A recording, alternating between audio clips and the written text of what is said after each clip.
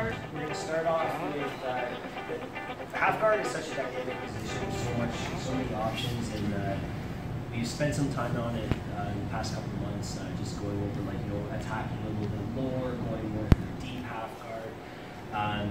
The way that I like to look at it for you guys though is that half guard should be defensive when you're in your white belt phase, and then it starts to become offensive in your blue belt, or like you're getting towards the end of your white belt as your game starts to come together. And we're going to treat it as such. So we're going to start off with getting out of the worst possible situation, the basics of that, and then flow into our basic triple attack, or our basic flow through from half guard as far as your sweeps are concerned. Then we're going to focus on passing and subs towards the end of it. Okay, so we just use a little bit more offensive on top. So, Chris, so worst case scenario in the half guard is if I got flat.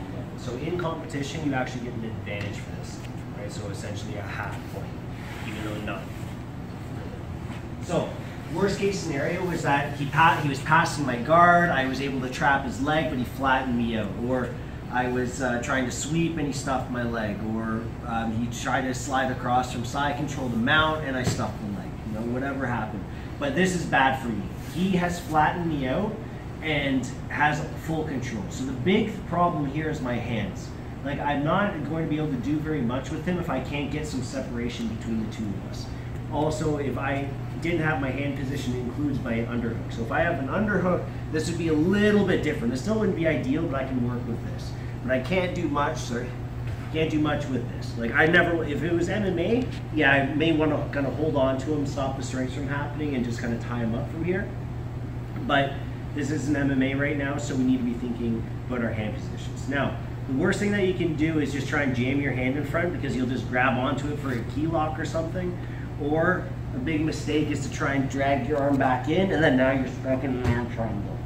So we need to try and get our frame back without getting ourselves tapped. Now, just in general with our legs here, naturally, because he's on this side of my body, or that's where his hips are, my hips are going to be twisted that way slightly, which means that my lock is going to be on this side. You can lock here, but it wouldn't be very comfortable for you, and it doesn't really change all that much. It just doesn't make sense. So naturally, you should find the lock on the outside, okay? Now, to step out, I don't want to completely release my control to help move my hip, because if he kicks back, now he's past my grip, okay? So I need to make sure that when I release my control here, my heel is still kind of digging in and I'm holding on. If he starts to kick or anything, I'm ready to just regroup, because I don't want to make the situation even worse. Now, the way that I'm going to get my frame back, first of all, this elbow should be in. Now, what's nice about this position is that because I have this one leg trapped, I also have his hip contained a bit. He shouldn't be able to get high enough up on my body where I can't drop this elbow in without even just like a little bit of a stroke. Okay? This should be almost instantaneous to get your hand back. This arm is really the problem. So the way that we get this back without getting ourselves tapped out, I'm going to release my half guard so I have actual mobility in my hips, and step wide here so I have a little bit more power to move his weight. Now what I'm going to do is a big bridge, and I'm going to push his head with my biceps. So as I extend with my hips, I look where I'm trying to go. This is where that crossface really starts to suck, but you're going to have to deal with it right now. And I use my bicep almost to punch him in the face here, and I push. Now, again, we don't want to make a mistake. A lot of people will go here and try and drag their elbow back, but then you still get stuck. So I'm only going to rotate at my elbow here. So step out, tension with your heel, bridge and push, and then I rotate at the elbow to force the hand back in. The tighter he is, of course it's going to be a little bit difficult, but it's up to him. He's going to get a little bit of a face rash there from my forearm being grounded. Now I have the ability to create some separation, okay? Let's do that one again. So worst case scenario, got my lock, open, tension though, hips up and bridging, push with your bicep, and then rotate at the elbow to re-get your frame. Now naturally what you should find for those of you that are a little bit more advanced, or you should be able to hip escape right off of that, okay? So we have our frame. Now I step out again, I'm going to hip escape and really drive with my forearms and elbows to open them up.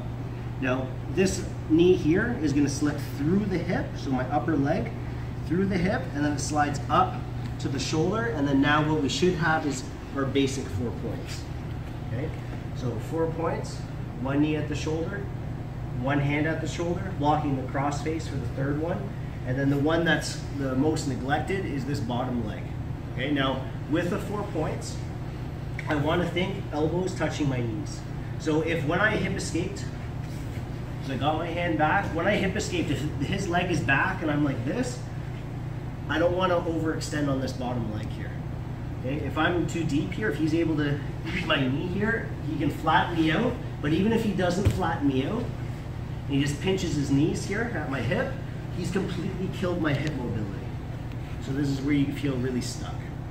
Okay, if you ever want to watch Khabib fight, this is basically what he does to guys all the time, right? And then they're just stuck here, then he just takes the lunge.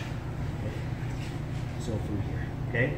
So the big thing is that this knee needs to be clear.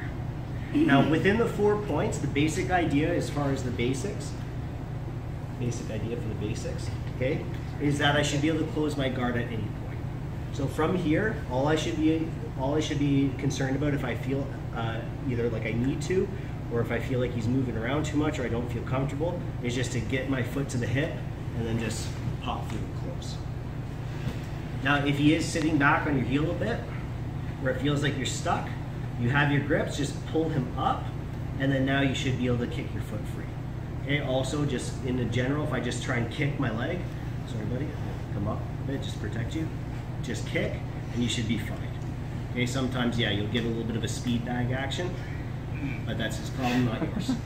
Okay, so from the beginning, so we're setting up, we're going from a really bad spot, setting up our 4 points, and then closing our guard.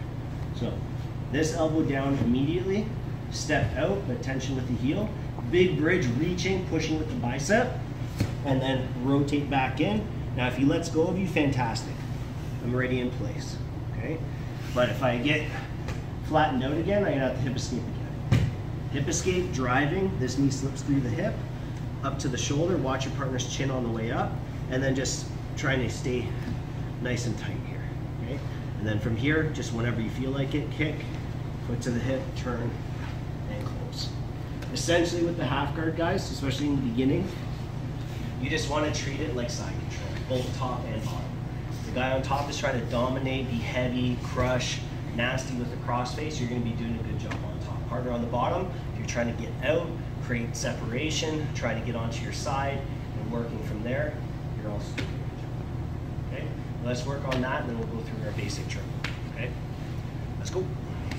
In this fight, you should end up combining these together. It's just that if you do get stuck or if you don't want to go to your guard, it's there.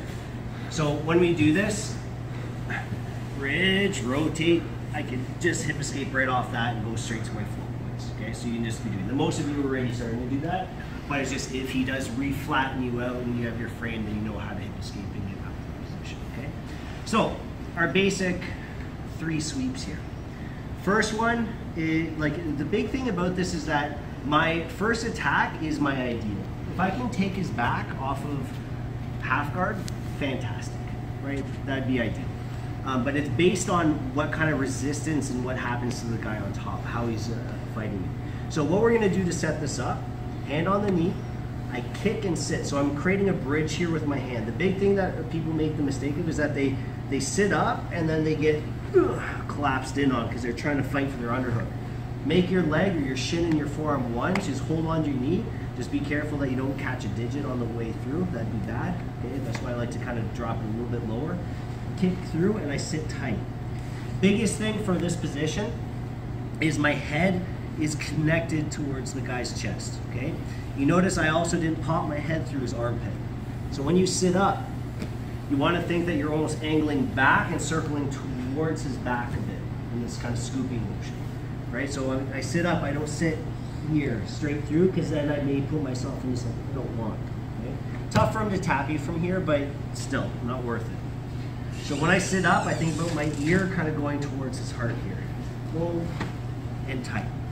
Now, this will become one smooth motion, but from here, by keeping my head tight, he can't cross face me very easily, right? Exactly. But from here too, he can cross face me and you can just start shoving my head down, creating a big issue. So I want to stay nice and tight here, okay? Now, the first attack is based on him not having a wizard or an overhook. So right now I have a doorway to his back and he hasn't put a lock on. So from here I pop up and I throw my shoulder as I tuck my chin. I pop him forward, and then from here, seatbelt, and then just start thinking about dragging him back and going for his back. Okay? Again, this is based on a failure of his part. One more time. Kick, sit up, and then I come up, pop him forward, and then go for your seatbelt. You can just attack right from here too. Okay? So that's option number 1. Option 2 is he blocks me with the wizard. So kicks it up, I go deep, head tight, but he has his hand through. So now from here, I can't come up to his back. But I still have a dominant grip compared to him. The underhook is more powerful than the overhook in general. So what I'm gonna start to do here is just basically come up and overpower him. If you're a bit bigger than the person or you understand how to utilize your underhook, so you can just run guys over from this position. If I just keep getting higher than he can get, I can eventually just overpower his hip and his mobility, and then just take the top position. But what's more likely to occur here is turning this more into a wrestling position and go for like a lateral double. So I kicks it up, he wizard, but I was already trying to go for his back. So from here, don't worry about keeping this hook in. Okay, if it comes clear, it comes clear. My head stays underneath him. I don't want to go like this because now he becomes stronger because he's lower than me. I want to stay here. All I'm going to do is instead of trying to circle this way and overpower, we're here, we're both in the same essential position. I'm going to run through him this way. So I'll let this leg kind of come clear and I'll just start to go for a tackle. Pick his knee, pick his arm if he's using that to defend, and then just get on top. Okay, respect the potential triangle or guillotine or anything else that we need. One more time. You guys just work right from here. Tight, 4 points. Kicks it up, go tight, put the wizard on. So again, if I can just overpower from here, great. But if not, I'll just retuck my head and just let my foot clear and then just tap. Now, the last one, which is the most likely thing to happen in this position, is that he blocks both of his first attempts. He blocks my back with the wizard, and he gives me enough resistance that it doesn't seem worth it to continue to try and tackle. And that's where we're going to roll through on. So, boom. Trying to go for his back, no, so I start trying to tackle. So he's giving me a lot of resistance here. Most likely you'll probably get stuck about here, still on your elbow. Okay, so I can't really viably attack. If I can get to here, I should still be going for option 2. Okay, but it's more here, my hip is collapsed. So all I'm going to do is use that resistance. This hand is going to drop underneath. I'm going to grab his knee, or I could scoop. So it works no-gi as well, guys. Grab the knee, and I want to pinch my elbow to my core so he can't post this leg. Because I don't want to try and roll him and then have him exactly block. So pinch, and I just pull his weight on top of me, and just barrel roll through. I was just opening your hand here, guys, just so you don't crush your hand, and also so your partner doesn't get a stone in its back. Back step out. Now, if he tightens up here, where my arm is kind of stuck, not a big deal. You can try and basically pull free, or you can start to circle more over top, north-south, and unravel your arm. Never circle willingly towards his legs. So again, 4 points. Make sure you, like here, I just have my toes crossed. It's enough, okay? Hand on the knee, kicks it up. Can't go for his back. I try, no. Okay, so I time it. I come up and boom, roll underneath, back step out, pull your arm out, or if he's really tight, just go around. Okay, now, important mentality with this again is that it's based on his reactions, but ideally I would want the first one. You take someone's back, that counts as a sweep. You went from a bottom guard position and you went into a dominant position. They'll still give you the 2 plus the 4. So 6 points, 1 move. Okay, one more time. So if we just go through 1, 2, 3, just a little bit more realistic. So from here, it's boom, boom, no wizard, right away. Come up again, boom, is wizard, oh. 1, 2,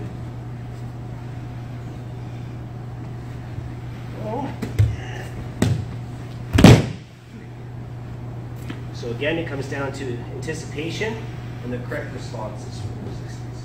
Okay? And again, guys, half guard, a lot of variation. How your body positioning is going. You start using the lapels for grips to help out with any of these three options. Really, really good too. Okay, but this is just the bare bones basics of the kind of triple attack there. Okay, so just rip through 1, 2, 3. Let's go. So without getting outside of our basics, I just wanted to quickly demonstrate, because the biggest thing with jiu-jitsu is that we don't shy away from what ifs. We just have to understand that there's a time and a place to be able to realistically go over every option. But the big one from here would be, what if he pulls his arm, right? So again, kicks it up. I wanted to go for his back. He blocks me. I try and tackle him. He resists. I try and roll him, but he pulls his arm free, right? So this is the big what if from this position. This is what you're going to get hit by the most. So big thing though is to have it fine and have it realistic. So again, you can mitigate that a lot by just pinching. So you give up a little bit of your underhook by pinching tight. Okay. Now that's another what if right there. Is that what happens if you mess up and he posts and now you don't have your underhook? Okay, but it's going to play into it because we're rotating through. Half guard, you can go to deep half guard off that same roll, right? So you could just bail on the underhook and then just rotate around the leg. But the basis of this one here again is I'm trying to roll him, boom, and I go through. When he goes to this position, as my weight's coming through, my arm, I have to be careful I don't hit him in the elbow, but I'm just going to sweep the mat. And I'll take him out right at the wrist, and I can complete that motion. Now it looks a little bit fancy, but when you have that primed in your mentality, because you can feel when you're losing the arm. I come up and as I roll through, boom, you just hit me through, right? You take out the arm. If he happens to post still though, you're in a position where we go to X guard or butterfly. So from here, I go here, but oh, I get hit, I didn't get my position. So my hand goes underneath to the chest, I start kicking him back, and go to more of his upside down deep half or reverse deep half from that. Wanted to get away from me. Or we end up in our X guard here, right? So it just, you keep the transitions happening. And then it turns into the what ifs here. What if his hand isn't down so I can't sit up on him? Well, then you dump him back. What if he puts his hands really far forward so I can't dump him back and I can't sit up? When you go behind him, you start to attack from back there. So it's all, there's always a what if, there's always an answer to it, but that's jiu-jitsu, right? Like that's just knowing how many layers are in the Cool? All right, guys. So again, keep it within that 3 triple attack. These are the ones you're gonna hit the most. But aim to get to the back, sit up hard, try and go for the back. If they block you, try and just muscle and tackle them. If they block you, roll underneath. You get flattened out, there's things, but that takes a little bit more understanding, okay? And specific.